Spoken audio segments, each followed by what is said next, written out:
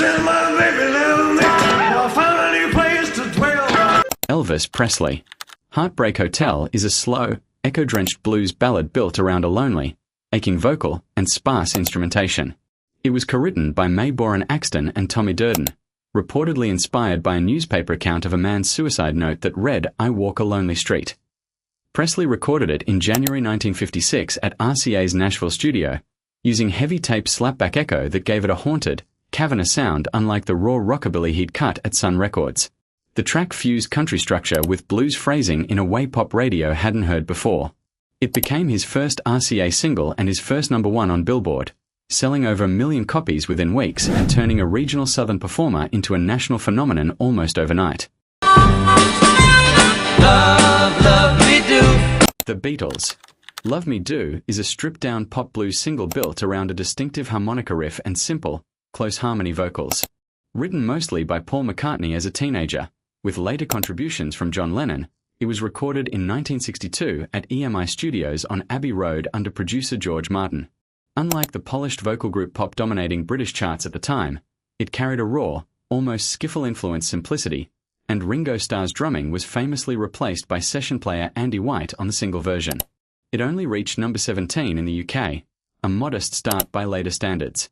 Still, it was the first single released under the Beatles' own name, the opening move in a career that would reshape popular music within 2 years. Well, I'm waiting at the bus stop in downtown LA. Bob Dylan.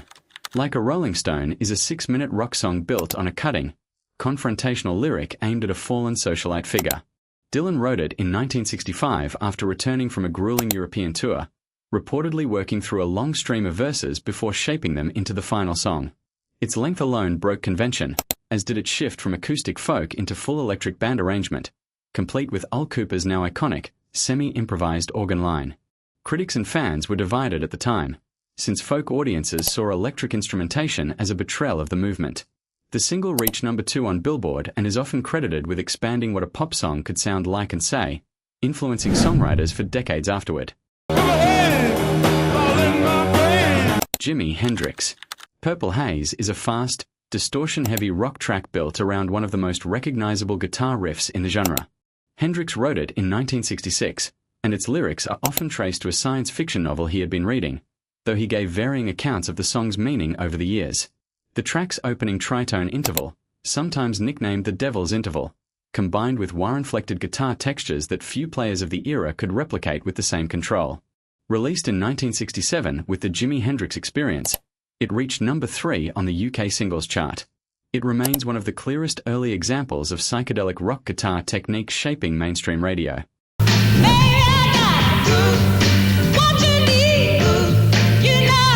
Aretha Franklin. Respect is an upbeat soul anthem built around a commanding, gospel-rooted vocal delivery and a now famous spelled-out chorus. The song was originally written and recorded by Otis Redding in 1965 as a plea from a working man to his partner. Franklin reworked it in 1967, changing the perspective, adding the RESPECT spelling hook, and bringing in her sisters for backing vocals, which shifted the song's meaning entirely. Her version reframed the lyric as a demand for dignity rather than domestic reassurance.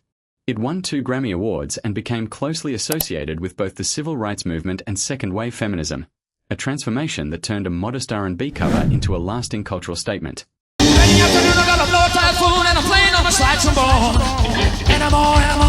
Queen. Bohemian Rhapsody is a 6-minute rock song built from distinct sections, moving from a ballad opening into an operatic middle passage and then into hard rock.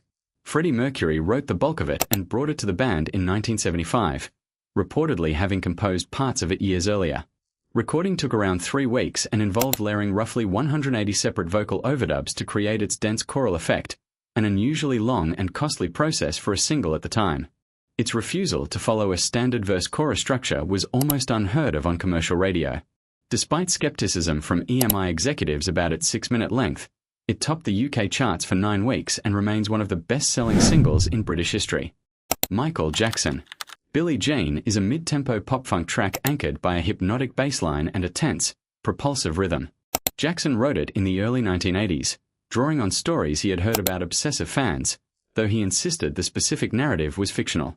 Producer Quincy Jones initially resisted the bassline-heavy intro, feeling it ran too long, but Jackson pushed to keep it because he felt the groove itself was the hook. The song's accompanying video, aired heavily on MTV in 1983, is often credited as a turning point in the network's willingness to feature black artists prominently. It reached #1 on the Billboard Hot 100 and helped push Thriller into becoming the best-selling album in history. David Bowie. Space Oddity is a folk rock track built around an acoustic guitar figure and a narrative about an astronaut named Major Tom drifting away from mission control. Bowie wrote and released it in 1969, timing its UK release to coincide with the Apollo 11 moon landing that same year. Its production leaned on a stylophone, a small handheld electronic instrument, giving the track an eerie, otherworldly texture unusual for folk music of the period. The BBC used it during its coverage of the moon landing, despite the song's ambiguous, arguably melancholy ending. It gave Bowie his first UK top 10 hit and introduced the character-driven storytelling approach that would define much of his later career. Nirvana. Smells Like Teen Spirit is a loud, distortion-driven rock song built around a 4-chord riff and a deliberately mumbled, aggressive vocal delivery. Kurt Cobain wrote it in 1991, reportedly inspired by a phrase a friend had scrawled on his wall referencing a deodorant brand, unrelated to its eventual meaning. Producer Butch Vig helped shape its loud quiet loud dynamic, a structural approach that became a defining feature of the grunge sound. The song's deliberately obscured, almost anti-lyrical approach stood in contrast to the polished hair metal dominating rock radio at the time. It reached #6 on the Billboard Hot 100 and is widely credited with pushing grunge, and Nirvana's album Nevermind, into mainstream popularity almost overnight. Madonna. Like a Virgin is an upbeat dance pop track built around a bright, synth-driven production and a deliberately provocative lyrical theme. It was written by Billy Steinberg and Tom Kelly, then brought to Madonna, who recorded it in 1984 with producer Nile Rodgers shaping its polished, radio-ready sound. Her performance of it at the first MTV Video Music Awards, rolling around on stage in a wedding dress, generated significant controversy and media attention. The combination of provocative visual presentation with catchy, accessible production was still relatively new for pop stars at the time. The song became her first #1 on the Billboard Hot 100 and helped establish the image-driven, boundary-testing persona that would define her career for decades. Johnny Cash. I Walk the Line is a steady, train-like country song built around a distinctive rhythmic guitar pattern and Cash's deep, restrained baritone. He wrote it in 1956 while stationed in Germany during his time in the Air Force, reportedly as a pledge of fidelity to his first wife. Cash famously used a piece of paper woven through his guitar strings to create the song's muted, percussive sound, a technique that became part of his signature style.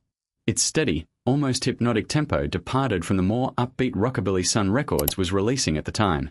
The song became his first #1 on the country charts and crossed over into the pop top 20, establishing the stark, minimalist sound he would carry for the rest of his career. Elton John. Your Song is a piano-driven ballad built around a simple, direct melody and unusually plain-spoken lyrics about the awkwardness of expressing love. Bernie Taupin wrote the lyrics in 1969, reportedly over breakfast in about 20 minutes, before handing them to Elton John to compose music for. Its lyrics openly admit their own clumsiness, a self-aware honesty that was unusual for a love song of that era. The recording used a spare arrangement, letting the piano and vocal carry most of the emotional weight rather than layered production. Released in 1970, it became his breakthrough hit in both the UK and the US, launching the long songwriting partnership between John and Taupin that would define his career.